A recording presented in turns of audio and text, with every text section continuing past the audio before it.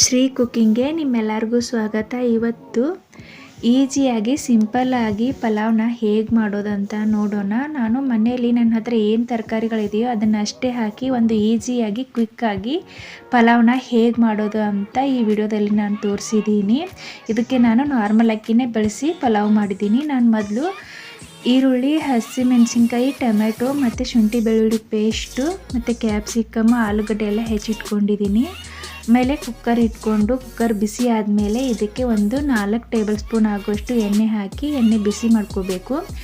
ಎಣ್ಣೆ ಕಾದಾದಮೇಲೆ ಇದಕ್ಕೆ 1 tea spoon ಆಗೋಷ್ಟು ಜೀರಿಗೆ ಮತ್ತು ಟೀ ಸ್ಪೂನ್ ಆಗೋಷ್ಟು ಸಾಸಿವೆ ಹಾಕಬೇಕು. ಮತ್ತು ಹಾಗೆ ತೊಗರಿಬೇಳೆ ಕೂಡ 1 ಟೀ ಸ್ಪೂನ್ ಆಗೋಷ್ಟು ಹಾಕಬೇಕು. ನಾನು ಉದ್ದಿನಬೇಳೆ ಕೂಡ 1 ಟೀ ಸ್ಪೂನ್ ಆಗೋಷ್ಟು ಹಾಕಿ ಒಂದು 8-10 ಹೆಸರು ಕರಿಬೇವು ಹಾಕಿ ಫ್ರೈ ಮಾಡ್ಕೋತಿದ್ದೀನಿ. ಆಮೇಲೆ ಶೇಂಗಾ ಬೀಜನ ಹಾಕಿ ಆಯಿಲಲ್ಲಿ ರೋಸ್ಟ್ ಮಾಡ್ಕೋಬೇಕು. ಆಮೇಲೆ ಇದಕ್ಕೆ ಹೆಚ್ಚಿಟ್ಕೊಂಡಿರೋವಂಥ ಈರುಳ್ಳಿ ಹಾಕಿ ಫ್ರೈ ಮಾಡ್ಕೋಬೇಕು. ಶೇಂಗಾನ ಹಾಕೋದ್ರಿಂದ ತುಂಬ ಟೇಸ್ಟಾಗಿರುತ್ತೆ. ಆಮೇಲೆ ನಾನು ಇದಕ್ಕೆ ಸ್ವಲ್ಪ ಡ್ರೈ ಫ್ರೂಟ್ಸ್, ಕಾಜು ಕೂಡ ಗೋಡಂಬಿ ಕೂಡ ಹಾಕ್ತಿದ್ದೀನಿ. ಆಮೇಲೆ ಶುಂಠಿ ಬೆಳ್ಳುಳ್ಳಿ ಪೇಸ್ಟ್ ಹಾಕ್ಕೊಂಡು ಫ್ರೈ ಮಾಡ್ಕೋಬೇಕು. ಆಮೇಲೆ ಕಟ್ ಮಾಡಿ ಇಟ್ಕೊಂಡಿರೋವಂಥ ಹಸಿಮೆಣ್ಸಿನ್ಕಾಯಿನ ಹಾಕಿ ಫ್ರೈ ಮಾಡ್ಕೋಬೇಕು. ಕ್ಯಾಪ್ಸಿಕಮ್ ಕೂಡ ಹಾಕಿದ್ದೀನಿ.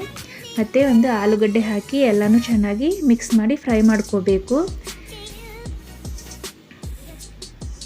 ಇದೆಲ್ಲನೂ ಫ್ರೈ ಆದಮೇಲೆ ನಾನು ಸ್ವಲ್ಪ ಇದಕ್ಕೆ ಒಣ ಬಟಾಣಿನ ನೆನೆಸಿಟ್ಕೊಂಡಿದ್ದೆ, ಅದನ್ನು ಹಾಕಿ ಫ್ರೈ ಮಾಡ್ಕೊತಿದ್ದೀನಿ. ಆಮೇಲೆ ಒಂದು ಹೆಚ್ಚಿಟ್ಕೊಂಡಿರೋಂಥ ಟೊಮೆಟೊ ಹಾಕಿ ಎಲ್ಲನೂ ಮಿಕ್ಸ್ ಮಾಡಿಕೊಂಡು ಇದಕ್ಕೆ ರುಚಿಗೆ ತಕ್ಕಷ್ಟು ಉಪ್ಪು ಹಾಕ್ಕೋಬೇಕು.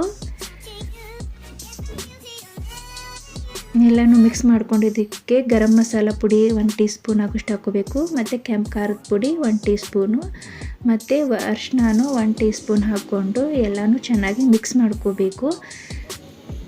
ಇನ್ನು ಚೆನ್ನಾಗಿ ಮಿಕ್ಸ್ ಮಾಡಿಕೊಂಡು ಇದಕ್ಕೆ ನಾರ್ಮಲ್ ರೈಸ್ನ ತೊಗೊಂಡು 1 ಲೋಟದಷ್ಟು ತೊಗೊಂಡು ಹಾಕಿದ್ದೀನಿ. ಇನ್ನು ಎಲ್ಲನೂ ಚೆನ್ನಾಗಿ ಫ್ರೈ ಮಾಡ್ಕೋಬೇಕು. ಇದು ಅಕ್ಕಿನೂ ಕೂಡ ಎಣ್ಣೆಯಲ್ಲಿ ಫ್ರೈ ಆಗಬೇಕು.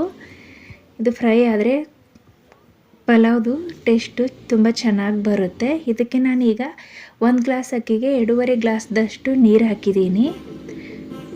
ನಾನಿಲ್ಲಿ ಸ್ಪೆಷಲಾಗಿ ಯಾವುದೇ ಪಲಾವ್ ರೈಸ್ನ ತೊಗೊಂಡಿಲ್ಲ. ನನ್ನ ಹತ್ರ ಇರೋ ನಾರ್ಮಲ್ ಅಕ್ಕಿಯಿಂದನೇ ಪಲಾವ್ ಮಾಡಿದ್ದೀನಿ. ಈಗ ಮುಚ್ಚಿ ಇದನ್ನು ಒಂದು 3 ವಿಸಿಲ್ವರೆಗೂ ಹಾಕಬೇಕು. 3 ವಿಸಿಲ್ ಬಂದಮೇಲೆ ಕುಕ್ಕರ್ ತಣ್ಣಗಾದ್ಮೇಲೆ ನೋಡಿ ನಾನು ಕುಕ್ಕರ್ ಮುಚ್ಚಳ ತೆಗೆದಿದ್ದೀನಿ. ನೋಡಿ ಯಾವ ಥರ ಆಗಿದೆ ಅಂತ ಉದುರಾಗಿ. ಇದಕ್ಕೆ ನಾನು ಈಗ ಒಂದು 2 ಸ್ಪೂನ್ ಆಗುವಷ್ಟು ತುಪ್ಪ ಹಾಕಿದ್ದೀನಿ. ತುಪ್ಪ ಹಾಕೋದ್ರಿಂದ ಪಲಾವ್ದು ಫ್ಲೇವರು ತುಂಬ ಚೆನ್ನಾಗಿ ಬರುತ್ತೆ ಮತ್ತು ಟೇಸ್ಟಿಯಾಗಿ ಬರುತ್ತೆ. ನಾನೀಗ ಒಂದು ಸರ್ವಿಂಗ್ ಪ್ಲೇಟ್ಗೆ ಸರ್ವ್ ಮಾಡ್ತಿದ್ದೀನಿ. ಇದು ಬೇಗ ಆಗುತ್ತೆ. ಜಾಸ್ತಿ ಏನು ಪದಾರ್ಥಗಳು ಬೇಕು ಅಂತೇನಿಲ್ಲ, ಬೇಗನೆ ಮಾಡ್ಕೋಬೋದು.